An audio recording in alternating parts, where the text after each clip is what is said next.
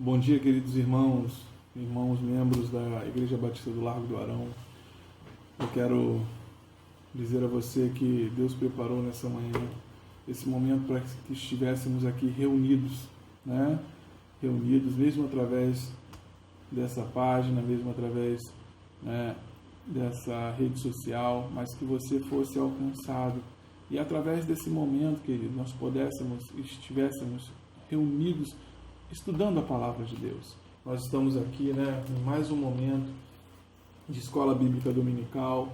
Eu quero chamar a sua atenção, aqui está a nossa revista. Nós vamos estar falando, queridos, da nossa lição de número 4, tá? Aqui, ó, nós vamos estar estudando nessa manhã a lição de número 4. Então eu convido a você, pega a sua revista, abra aí, coloca ela juntinho com você, pega o seu caderno, aqui ó, tem o meu caderno.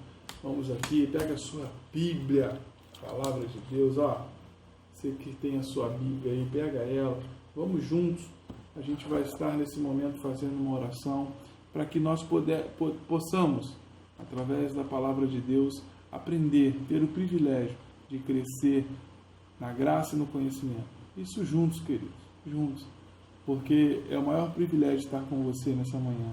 É o maior privilégio poder compartilhar desse momento de ensino, de aprendizagem, para que possamos ouvir, né, e trazer para a nossa vida essa prática da Palavra de Deus. E é isso que faz a diferença na minha e na sua vida. Então, vamos lá, fecha teus olhos aí, isso, ajeite aí o seu momento, seja aí, reserve o seu cantinho. Agora nós vamos estudar, então se prepare, tá bom? Feche teus olhos, vamos orar. Senhor Deus e Pai, nesse momento eu te agradeço pelo privilégio de podermos estar reunidos mais essa manhã para aprendermos a Palavra de Deus. Pai, fala conosco, não permita que nada, Senhor, venha tirar de nós o foco, que possamos, ó Deus, aprender e crescer na graça e no conhecimento. Muito obrigado, abençoa cada irmão, cada irmã que nesse momento, ó Deus, está sendo alcançado por esse canal. Assim eu te louvo, assim eu oro e te agradeço, em nome de Jesus. Amém. Bom dia, queridos, mais uma vez. Nós vamos abrir a nossa Bíblia. Vamos lá, vamos abrir a carta de Paulo aos Romanos. Isso, vamos lá, capítulo de número 4. Vamos juntos, olha o que diz a palavra de Deus. Capítulo de número 4. Nós vamos estar lendo a partir do verso de número 1. Vamos lá. Isso, juntos, queridos. Não espere a minha voz, não espere a minha ação, não. Pega aí a sua Bíblia, abra. Vamos ler isso, abra ela. Não importa, ela está velhinha, não. É Bíblia, é a palavra de Deus, o conteúdo é o mesmo. Então vamos lá. Amém? Capítulo 4, a partir do verso 1 diz assim. O subtítulo é: Abraão foi justificado pela fé. Portanto, o que diremos dos nossos antepassados? Portanto, que diremos do nosso antepassado Abraão? O que você diria de Abraão? Começou aí a lembrar? Bom, vamos lá. Abraão, que no início foi Abrão, não é isso?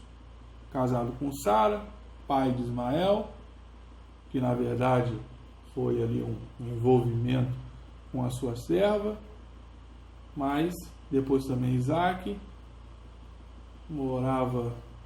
Não é isso. Nesse momento, a lição ela não quer saber ou que possamos direcionar o nosso foco simplesmente para os dados da vida de Abraão. Não.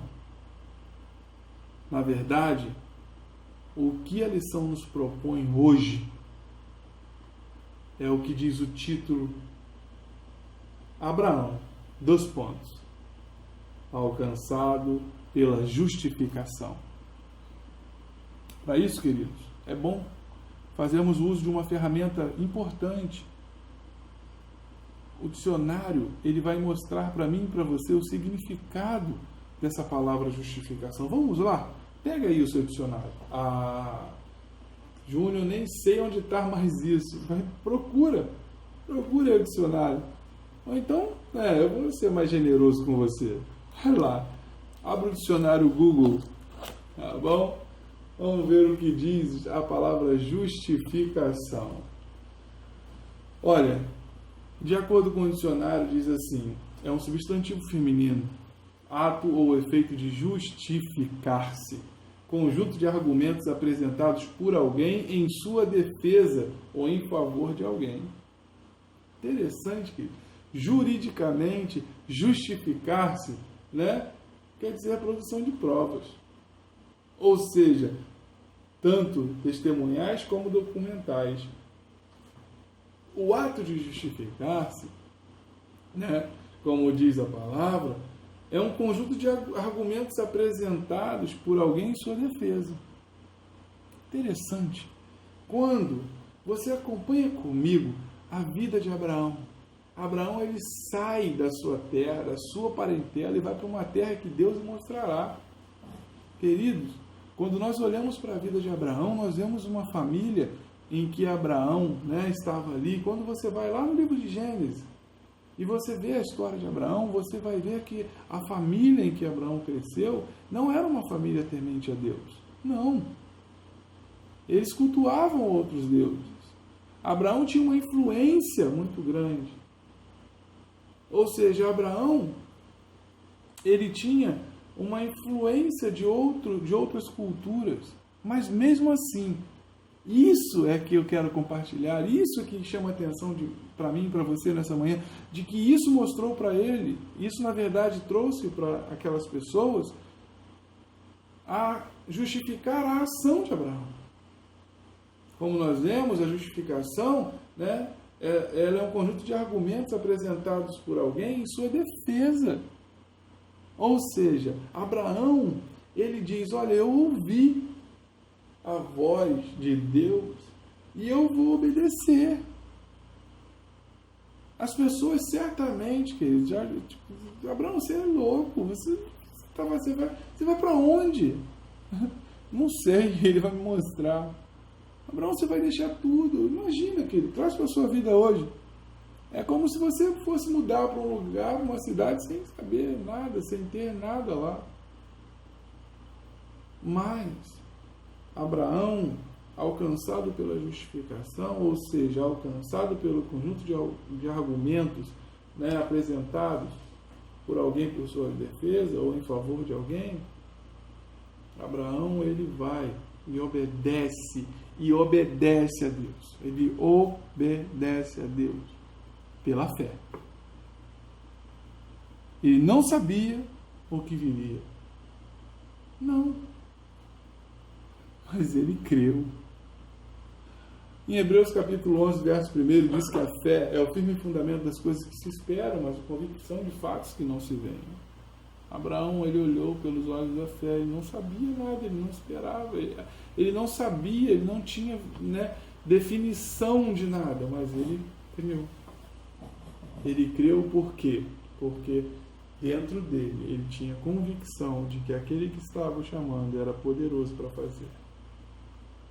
Queridos, nessa manhã, o apóstolo Paulo, através, né, da revista que estamos lendo, e ela está falando da carta do apóstolo Paulo à igreja em Roma, ou seja, os romanos naquele momento eram um conjunto tanto de judeus quanto de gentios, ou seja, uma miscigenação tremenda, e estava ali uma transição acontecendo tamanha. Por quê? Porque Jesus já tinha vindo, já tinha cumprido seu ministério, Jesus já tinha ensinado, só que eles também traziam a lei, ou seja, era um momento ali de transição para que eles pudessem compreender e como associar.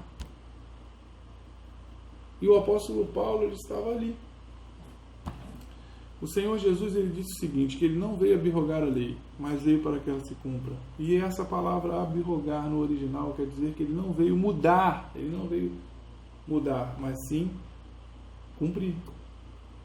Então, o apóstolo Paulo, como profundo conhecedor da lei também, que nós vemos na história de Saulo, antes da conversão, nós vemos o Paulo ali naquele momento, e era a pessoa mais experiente. Ou seja, nós olhamos, né, para a nossa vida e vemos o quanto Deus nos proporcionou de experiência para que hoje pudéssemos ser essas pessoas que esclarecêssemos na vida dos outros, trouxéssemos à luz aquilo que eles precisam para que eles possam, de uma forma melhor, crer em Jesus Cristo, ter o olhar mais, vamos dizer assim, mais transparente. Então, queridos, nós vemos o apóstolo Paulo ensinando. Então, olha o que diz a introdução da nossa lição. Diz que na carta aos Romanos, uma igreja formada por gentios e judeus, Paulo, que anteriormente havia começado a ensiná-los sobre a doutrina da justificação através de Jesus Cristo, sentiu a orientação do Espírito de Deus para ministrar sobre aqueles que antecederam a Cristo. Ou seja, eles ouviram de Cristo? Sim, era recente? Sim, mas e aí? Mas eles precisavam conhecer a história. Queridos, muitas das vezes nós vamos precisar olhar para trás para poder entender o que está acontecendo agora. Aquele que prometeu é fiel para cumprir. Mas olha para o que ele tem feito na sua vida. Eu olho para aquilo que ele tem feito na minha vida. Então, nós olhamos para a história dos antepassados, nós estamos aqui com Abraão, nós vemos, né, o pai da fé. Queridos, Jesus sempre foi e sempre será o centro de toda a história. Tudo, né, chega até Jesus Cristo. Primeiro tópico dessa lição diz que as obras não são instrumentos para a justificação. Lá em Efésios capítulo 2, verso de número 9, diz que não vem das obras, para que ninguém se glorie. Imagina, se a nossa justificação viesse pelos nossos atos. Por que você... Não, porque eu fiz isso. Olha, nós vemos hoje, cresce nesse tempo grupos religiosos que produzem ensinos enganosos, que visam atribuir, né, a pessoas ações que possam agradar a Deus para a sua própria justificação. Nós estávamos conversando há poucos dias na igreja sobre isso. Nós estávamos falando, pessoas que vão à igreja, que são simpatizantes, pessoas que gostam de estar na igreja, pessoas que contribuem financeiramente para a obra, que têm seus nomes lá colocados como dizimistas, mas na verdade não têm uma vida, não aceitaram a Jesus. E aquilo é imputado a elas como se justificasse as suas obras, justificasse. Mas isso não é verdade, isso é uma mentira. O inimigo tem lançado isso, e isso tem acalentado muitos corações, trazendo um acalento enganoso, uma mentira, porque isso não é verdade. A palavra diz que no céu não entra pecado. Não adianta você fazer uma ação e ser uma pessoa que não reconhece, não se arrepende dos seus pecados. A palavra do Senhor diz que sem arrependimento, sem remissão de pecados, ninguém virá a Deus. Nós precisamos crer em Jesus Cristo, para que através disso tenhamos acesso ao Pai. Então, queridos, as obras não são instrumentos para a justificação, porque o conjunto de suas práticas jamais alcançaria a exigência da justiça divina. Obras podem isoladamente agradar ao seu praticante, mas jamais serão aceitas por Deus no processo da justificação. Salvação, ato. Santificação, um processo. Ou seja, a declaração de que uma pessoa está justificada. Não há como isso acontecer. Nós precisamos, definir isso. As pessoas precisam compreender isso. Essa justificação, ela vai acontecer na minha vida e na sua vida, no momento em que tomarmos a decisão através de Jesus Cristo, para que através dele nós possamos ter acesso ao Pai. Somente através dele. Segundo ponto diz assim: a fé é imputada como justiça a Abraão. Não é verdade? Nós vemos aqui, Deus que conhecia Abraão como conhece a todos nós, porque nada está encoberto aos seus olhos. Sabia que a fé dele era plena no cumprimento da promessa da vinda de Jesus. Por isso, Deus qualificou a sua fé na dimensão daqueles que recebeu a devida justificação divina. A fé de Abraão não foi um ato isolado que iria alcançar somente ele e sua família. Ou seja, estamos aqui. A descendência, como a promessa que Deus fez a Abraão, os descendentes seriam como as estrelas do céu, a areia do mar. Sai da tua tenda, Abraão, olha para fora. E a gente vê que esse processo, Deus ele tem um propósito. E isso foi alcançado através da vida de Abraão. Terceiro, Abraão passou no teste da sua fé. Olha, querido, haja fé. É muito, muito difícil. É muito difícil. Você conhece a história. Você imagina. Tem ali um momento em que Deus ele pede a Abraão seu filho como sacrifício. E Abraão leva. E diz a história que naquele momento o menino ainda pergunta: pai, eu estou vendo tudo aqui preparado, mas eu não estou vendo aquele que vai ser sacrificado. E Abraão diz: Deus proverá. E mesmo naquele momento em que Abraão levanta o cutelo para sacrificar o menino, Deus, o anjo se revela a Abraão e diz: para, Abraão, tá bom, aqui está o cordeiro para o holocausto. Então, nós vemos ali que Abraão passou no teste. Que teste! Que teste! Queridos, olha, nós vemos esse exemplo de forma tão tremenda, porque é algo que para nós, para muitos, vamos dizer assim, aos olhos de muitos é impossível. Mas eu não vou dizer que Abraão esperava que o filho ressuscitasse, Abraão esperava que Deus desse outro filho, não sei. Abraão esperava, como aconteceu, um cordeiro, o animal para o holocausto, não sei. Eu sei que ele esperava algo, porque ele sabia que Deus era o Deus, aliás, Deus é o Deus do impossível. Olha o que diz lá em Mateus 19, 26. Olha aqui. Mateus 19, verso 26, diz assim: Jesus olhou para eles e respondeu: para o homem é impossível, mas para Deus todas as coisas são possíveis. Amém? Anote esse versículo, porque ele realmente é muito tremendo. Abraão, ele sabia que Deus podia fazer o impossível. Por isso, ele passa nesse teste da fé. Quarto ponto diz que o alcance da justificação. Verso 23 e 24. Vamos ler? Pega aí a sua Bíblia novamente. A minha aqui eu fechei por causa do espaço, mas abro de novo lá. Vamos lá em Romanos, capítulo 4. Aqui a gente vai ler o 23 e 24, que diz assim: olha só. As palavras lhe foi acreditado não foram escritas apenas para ele, mas também para nós, a quem Deus acreditará justiça, a nós que cremos nele, que ressuscitou dos mortos, nosso Senhor. Amém?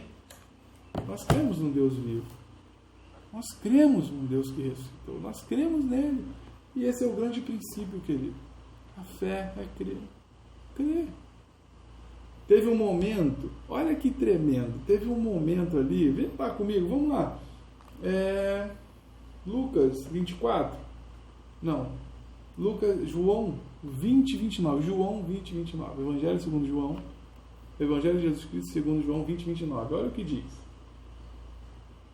Disse-lhe Jesus: porque me viste, Tomé, Creste, bem-aventurados os que não viram e crerão. E aí? Aqueles que estavam ali com ele tocaram, depois da ressurreição, ali onde escravos foram, né? Queridos, eu não sei. O próprio Jesus está dizendo, olha, mais felizes, né? Ou felizes serão aqueles que vão crer sem me ver. Mas eu fico imaginando a alegria de poder tocar no mestre ali, ver, saber, sabe, encostar. Mas por que isso? Porque hoje nós experimentamos isso, nós cremos sem ver. Você vê Jesus? Você vê a Deus? Não. Mas nós cremos e sentimos, sabemos que Ele está conosco. Amém? Então, queridos, nessa manhã, né, que possamos entender e saber que o Senhor está conosco, que o Senhor faz o impossível, mas que temos que crer. Então, tem essa parte agora para pensar e agir. Eu queria que você lesse, você que é aluno da nossa EBD, lesse, e você trouxesse para a sua vida, fizesse uma reflexão nesse momento, e que Deus abençoe, e que possamos ter no próximo domingo mais uma lição. Então, você, aluno do EBD, obrigado pela sua presença, sua participação, e não deixe de estudar a palavra de Deus. Um grande abraço.